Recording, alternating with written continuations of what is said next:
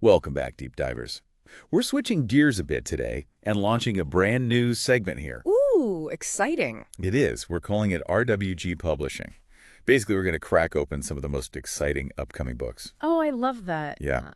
So to kick things off, we're diving deep into the Glass Confessional. Have you heard of this one? I have. It's by T J Ravenscroft, right? Comes out next year. That's the one, 2024. And, you can imagine, like, inheriting your grandmother's house, right? Filled with all those childhood memories. But then you find this hidden letter, and it urges you to uncover this family secret tied to, well, the old church Okay, getting good. and its mysterious glass confessional. Ooh, I love a good gothic mystery. Right. And that's exactly what this is. So we're here to give you an exclusive sneak peek into the glass confessional. I love how Ravenscroft blends those classic elements, like the foreboding atmosphere, the crumbling mansion. Oh, yeah, you got to have those. Secrets lurking in the shadows with this, modern sensibility. You get that delicious sense of dread right from the start. Exactly. And the setting itself is like another character, right? Like, the story takes place in this seemingly idyllic town. I bet it's not as idyllic as it seems. Right. There's this undercurrent of unease, this sense that something sinister is lurking beneath the surface. Almost like the town itself is holding its breath, waiting for, For the truth to be revealed. Yes. That's so typical of Gothic lit, don't you think? The setting often mirrors the characters' inner turmoil, like their anxieties and fears. Oh, absolutely. And in this case, the town becomes like a symbol almost of the weight of the past and those secrets that haunt families and communities, sometimes for generations. And speaking of family secrets, our main character, Evelyn, is thrown headfirst into this mystery that spans, like, generations. She goes back to her hometown after her grandmother dies, expecting to find comfort, right? Makes sense. But instead, she uncovers this letter that changes everything. It's like her grandmother is reaching out from beyond the grave, urging Evelyn to face a past she never knew existed. That letter's got to be such a clever plot device. Just pulls you right in, makes you desperate to know those secrets hidden within the old church and that glass confessional. Oh, it grabs you from page one. And then there's this guy, Lucas, this mysterious and intriguing character who has a connection to the confessional and offers to help Evelyn. He becomes her confidant, her partner in this quest for the truth. Their relationship's got to be interesting. Starting as strangers, drawn together by this shared mystery. You know it. I bet their bond deepens as they, delve further into the town's history. Oh, they face danger, uncover secrets together. They make a great team, I bet. They really do. Each brings their own strengths and vulnerabilities, And they spend hours poring over local archives, interviewing people, piecing together fragments of a past that seems deliberately obscured. Like someone's trying to hide it. Exactly. Like they've gone to great lengths to erase the confessional's history, which just adds to the mystery, It really makes you wonder, what are they so afraid of? What's so dangerous about this confessional that it needs to be buried? Right. And those questions intensify when Evelyn and Lucas meet Mrs. Abernathy, this elderly woman who seems to hold the key to the town's darkest secrets. Ooh, this is where it gets really interesting. It does. She shares this chilling account of a man named Elias Blackwood and hints at a horrifying event connected to the confessional. This is where those Gothic elements really shine, wouldn't you say? They do. Mrs. Abernathy's story adds that layer of supernatural dread, suggesting the confessional is more than just a physical object, but maybe a conduit to something sinister that has haunted the town for generations. If you're already hooked and dying to know more, you can actually get a sneak peek. The publisher was nice enough to give us some early access to the Glass Confessional's Amazon pre-order content. If you're curious, the link is in our show notes. That's awesome. It really is. So back to our deep dive. The story takes another turn when Evelyn and Lucas find Reverend Whitaker's journals and letters. Okay, now we're talking what's in them. Well, they shed light on Blackwood's rituals, his attempts to control some kind of dark force. Ooh, that's creepy. Right. And they talk about the connection to a family heirloom that's been passed down for generations. These journals sound like a game changer. Do they give a glimpse into Blackwood's mind? They do. They reveal his obsession with the occult, his dangerous ambitions, and this is key. They reveal the significance of the family heirloom, a key that seems to be integral to Blackwood's rituals. It's like each generation is inheriting not just an object, but a burden, like a responsibility to protect the town from whatever Blackwood unleashed. That sense of inherited responsibility is such a powerful theme throughout the book. I bet. Evelyn is forced to confront not only her grandmother's secrets, but the sins of her ancestors, the choices they made that have shaped the present. And it's not just about the past, right? The discovery of Blackwood's journals raises the stakes. Evelyn and Lucas realize they're not just uncovering a historical mystery, they're facing a present danger. Like, this dark force could still be lurking in the shadows. Chills. It's this brilliant blend of past and present, history and horror. Ravenscroft expertly weaves together these different elements to create a story that's both suspenseful and thought-provoking. She keeps you on the edge of your seat. Just when you think you've got it figured out, boom, another twist. Another revelation that changes everything. It's like peeling back layers of an onion, each layer revealing something darker, more complex, more unsettling. And that's where we'll leave things for now. But don't worry, we'll be back in a moment to delve deeper into the heart of the Glass Confessional.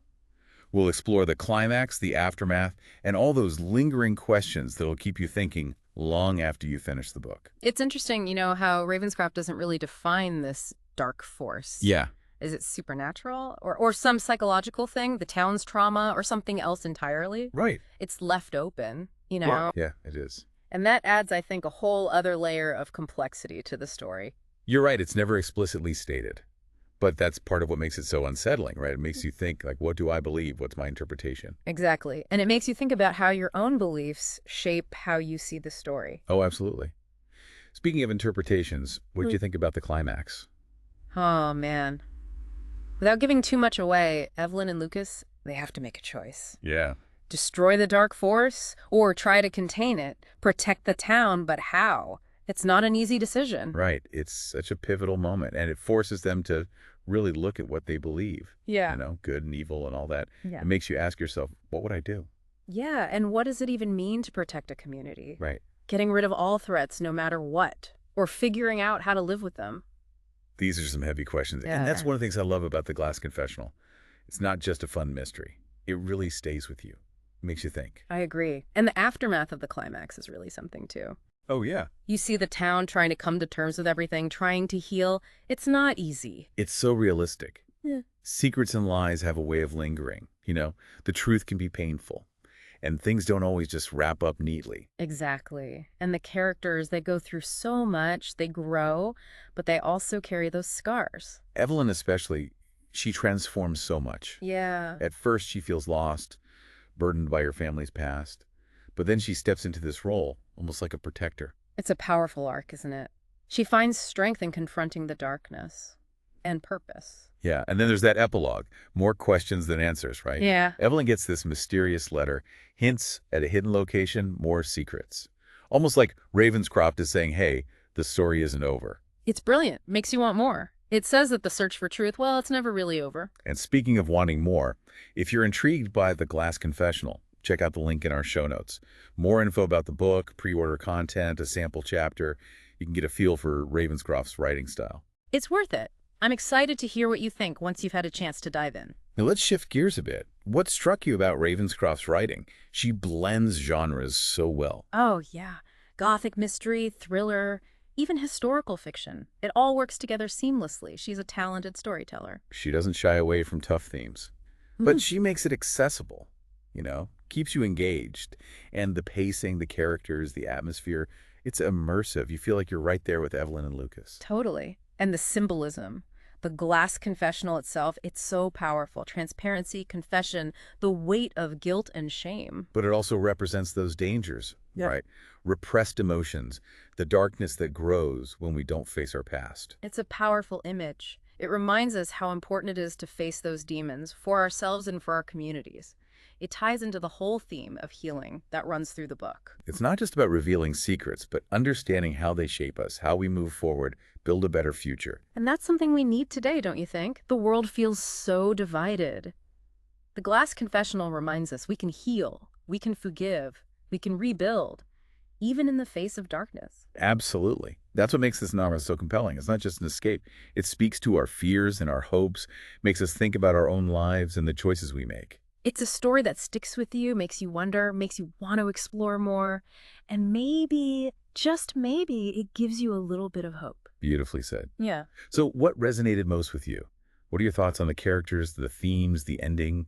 What questions are you left with? For me, it's the intergenerational trauma. The way Ravenscroft shows how the past echoes through time, affecting families for generations, it's a reminder that what we do has consequences, not just for us, but for those who come after. That's such an important point. It makes you think about our responsibility to learn from the past, to try and create a better future. It's not always easy confronting the past. It can be painful, messy. But if we want to break those cycles of trauma, it's necessary. We have to create a world where healing and forgiveness are possible. That's a great point to pause. We've covered so much in this deep dive into the Glass Confessional, the plot, the themes, all those lingering questions. Before we wrap up our deep dive into the Glass Confessional, I want to go back to something you mentioned earlier, the idea that this novel speaks to our deepest fears and hopes. Yeah. What parts of the story tap into that? Well, there's that fear of the unknown, right? The sense that something is out there, something beyond our understanding. Like something lurching in the shadows. Yeah, exactly. The things we don't want to face. The dark force in the novel embodies that fear. And it's amplified by the setting, wouldn't you say? Oh, absolutely. Ravenscroft does a brilliant job of creating that atmosphere of dread. The Gothic elements really come into play there. Yeah. The crumbling mansion, the dark church, all those whispers of the past, it all adds to that sense of unease. That feeling that something isn't quite right. It's something we can all relate to on some level, I think. That primal instinct, to be wary of the dark. And Ravenscroft taps into that so effectively, makes it both terrifying and really compelling. It's not just cheap thrills, it's that slow, creeping dread that gets under your skin. And then there's the hope. Evelyn and Lucas, their courage, their determination to face that darkness, they're willing to sacrifice for the greater good. That's inspiring, don't you think? It really is. It's not just about survival, but about thriving, overcoming adversity, and becoming stronger because of it. Evelyn's journey is like a testament to the resilience of the human spirit. Yeah, finding meaning and purpose even when surrounded by darkness. That's something we all need to hear, especially these days. It's a reminder that we're not alone, that there's strength in community, and that even when things are at their worst, there's always hope. Hope for healing, hope for redemption. Well said. And for those listening who are ready to start their own journey of discovery, I highly recommend The Glass Confessional. You'll find a link to pre-order on Amazon in the show notes. It's a novel that will stay with you, I think. It makes you think about your own life, your own fears and hopes, and the choices you make when faced with the unknown. And if you've already started reading, let us know what you think. What secrets have you uncovered? What questions are you wrestling with? Join the conversation on our social media channels. We love hearing from you. It's been a pleasure, really, diving deep into the Glass Confessional with you. Storytelling has such power, doesn't it? It transports us, challenges us, and reminds us that we're all connected. It really does. And a huge thank you to T J Ravenscroft for writing such a captivating, thought-provoking book. We're eager to see what she comes up with next. And to our listeners, thank you for joining us on this exploration of secrets, shadows, and the strength of the human spirit. It's been a fascinating journey. We'll be back soon with another deep dive, exploring a new world of knowledge and imagination. Until then, happy reading, and thanks for listening to the Deep Dive Podcast.